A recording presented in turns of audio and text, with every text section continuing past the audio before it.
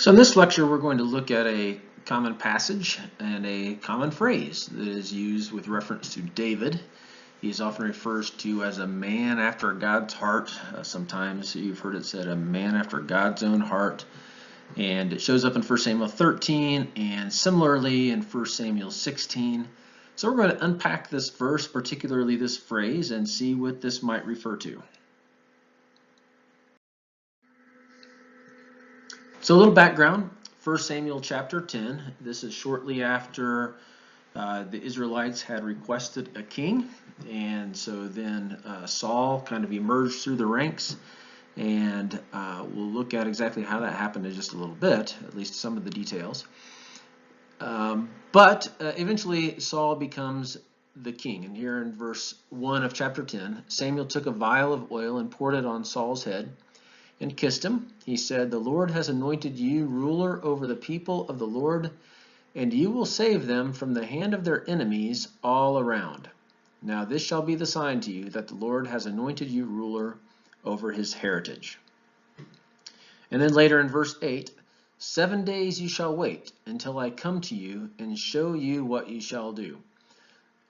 So real quickly, you see in verses 1 and 2 that Saul is being anointed to do exactly what the people wanted to do. They wanted a king so they could be like the other nations, so that they could have somebody that would go out into battle and win their wars for them. And this is what the Lord has raised up for them. A person who would be able to be successful at that. And then Samuel gives Saul the instructions to wait 7 days for further instruction for the anointing ceremony in terms of what God wants him to do as king. So here we are 3 chapters later. Not much time has elapsed, as you can see. Saul waited 7 days, the time appointed by Samuel. But Samuel did not come to Gilgal, and the people began to slip away from Saul. So Saul said, "Bring the burnt offerings of well-being." And he offered the burnt offering. As soon as he had finished offering the burnt offering, Samuel arrived, and Saul went out to meet him and salute him. Then a few verses later, Samuel said, "You have done foolishly. You have not kept the commandment of the Lord your God, which he commanded you. The Lord would have established your kingdom over Israel forever, but now your kingdom will not continue.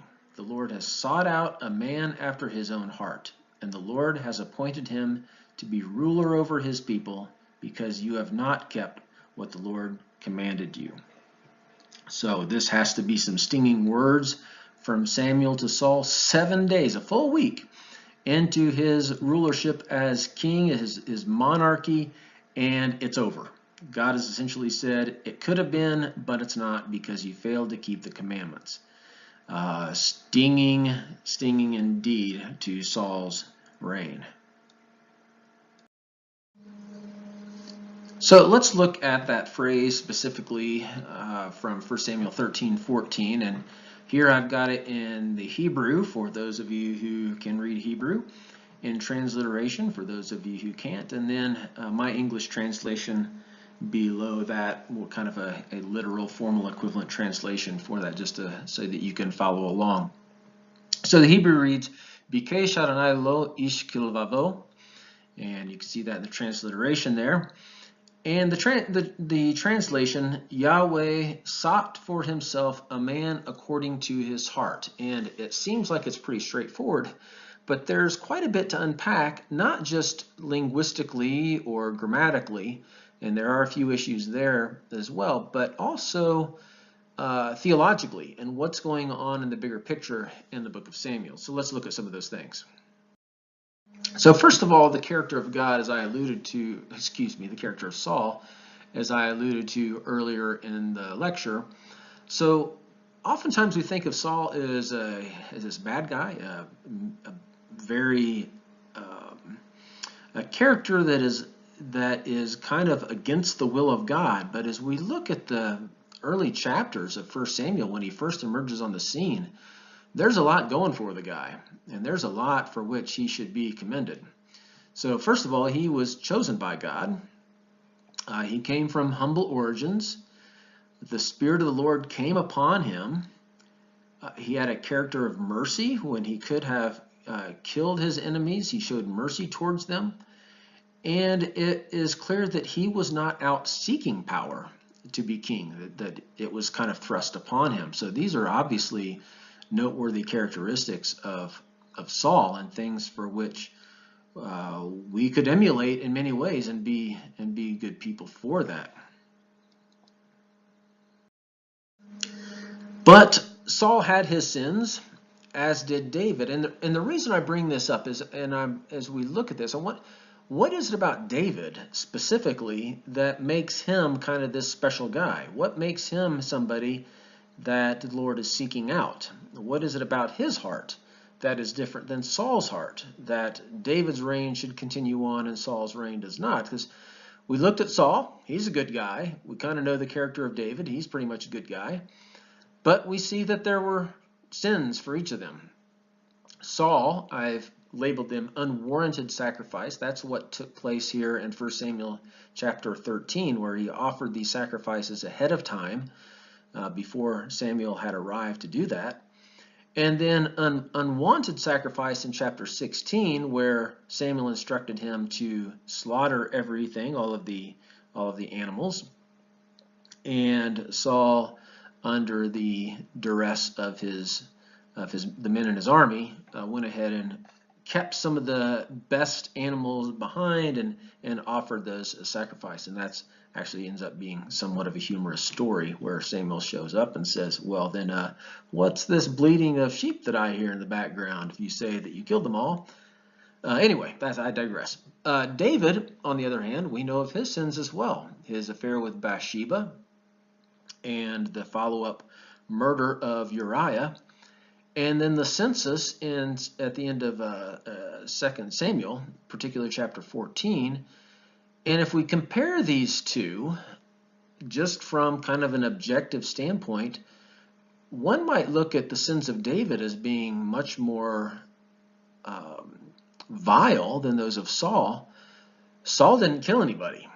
David had Uriah killed, and then as a result of his census, thousands upon thousands of Israelites fall to the angel's plague and angel's sword as a result of the census. So if we're lining these up, we might say, wow, David's the bad guy. He's the one that results in a lot of death and bloodshed. But anyway, there you have it. Those are sins between Saul and David. But if you look a little bit more deeply underneath the surface, I did a word study on the word to seek in both 1st and 2nd Samuel, using the Hebrew word bikesh that shows up in 1 Samuel 13. And it's interesting in who Saul seeks, or what Saul seeks, versus what David seeks. And you see on the left-hand side of the screen the kinds of things that Saul seeks. He seeks a donkey that was lost. He seeks to kill David multiple times. He seeks to destroy the city of Keilah. And of course, one of the more notorious things that he seeks in 1 Samuel, towards the end of 1 Samuel, is he seeks a medium, the witch of Endor. Curiously enough, in the parallel account in 1 Chronicles 10, one thing that is explicitly mentioned that Saul does not seek is the Lord. By contrast, the one thing that David does seek continuously, perpetually, habitually, is the Lord himself. So that's a strong contrast in terms of where their attitudes are aligned. What is Saul after? What is David after? So then let's return back to this passage here. Bikesh Adonai lo ish kilvavo. Yahweh sought for himself a man according to his heart. So first of all, I want to look at the word heart, levav in the Hebrew. In the Semitic world, the heart is not considered the thing that pumps the blood. It's not the organ for which is the central feature of the of the cardiovascular system. Rather, the heart was the seat of intellect, and it wasn't the seat of emotion. So it's the seat of intellect or will, volition. So we might actually translate this. In fact, it would be better, in my opinion, to translate this heart as will or volition. So then we can go back to this and say Yahweh sought for himself a man according to his volition. Okay, so now the question is, whose volition? Is it David's volition, David's will, or is it the Lord's will? So let me read these with the two different options here.